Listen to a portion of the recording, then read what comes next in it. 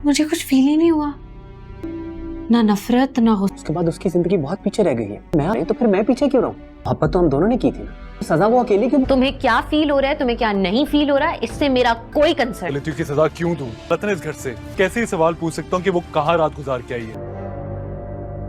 तो भी मैं सच मानने को तैयार हूँ। ऐसा कुछ नहीं, मैंने आपको बताया था ना, अपने पेरेंट्स की तरफ है।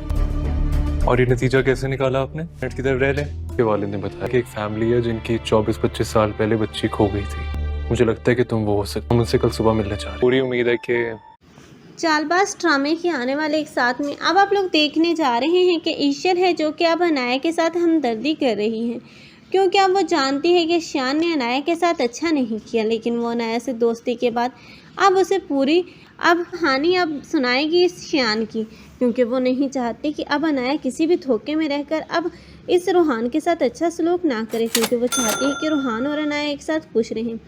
जब अनाया के सामने इस शान की असलियत आएगी तब तो अनाया शुक्र अदा करेगी कि आखिरकार उसने अब इस शान से जान छुड़वा दी, लेकिन फिर भी वो अपनी मोहब्बत को खो जाने का इंतकाम तो लेगी ऐज़ा से। लेकिन ऐज़ा जिसने अब उसको बचाने के लिए सब कुछ किया था, लेकिन ऐसा ये नहीं जानती थी कि उसकी अपनी बहन ही उसकी दुश्मन बन जाएगी। लेकिन अब यह अनाया है जो कि ऐज़ा को कुछ बुरा करने से रोकेगी, क्योंकि वो नहीं चाहती कि उस घर की खुशियाँ ऐज़ा आपी की वजह से उस घर से दूर चली जाएं। वो सबको एक साथ देखना चाहती है, जो कि ऐज़ा बर्दाश्त नहीं कर पा रही। ऐज़ा चाहती है कि सब लोग ही उसके हुक्म के ताबेदार रहें, सब लोग ही उसके आगे पीछे घूमें, उसी का ऑर्डर फॉलो करें, जो कि अनाया से बर्दाश्त नहीं हो रहा।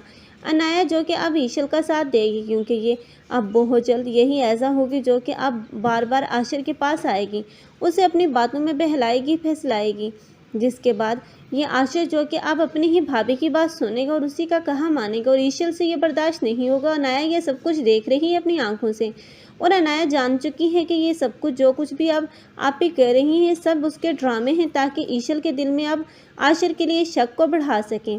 और आखिरकार इस ड्रामे में एक मोड़ तो ऐसा आएगा जहां पर ये ईशल होगी जो कि अब इन दोनों के किरदार पर उंगली उठाएगी, क्योंकि जिस तरह अब जाहिर करेगी ऐसा अपना और आशिर का रिश्ता, तो अब ऐसे में अब आशिर को यह सब कुछ बोलना ईशल का बजा है। लेकिन आशिर ये सोच भी नहीं सकता था कि अब ईशल उसके मतलब ऐसा भी सोच सकती है। लेकिन आशिर ये नहीं सोच रहा कि आखिर ईशल के सोचने की वजह क्या है। लेकिन आखिरकार यही अनाया होगी जो कि इन दोनों के बीच आई हुई गलतफहमियों को दूर करेगी। आप लोगों को ये ड्रामा कैसा लग रहा है, और इस ड्रामे में कौन कौन चाहते हैं कि ईशल और रूहान को एक साथ दिखाए, अनाया और रूहान को एक साथ दिखाया जाए? कमेंट सेक्शन में अपनी कीमती राय के इज़हार लाज़मी करें। मज़ीद ऐसे रिव्यूज़ के लिए हमारे चैनल को लाजमी सब्सक्राइब कर लें। अगर आप लोगों को हमारी वीडियो अच्छी लगी हो तो वीडियो को लाइक करना मत भूलिएगा। अल्लाह हाफ़िज़।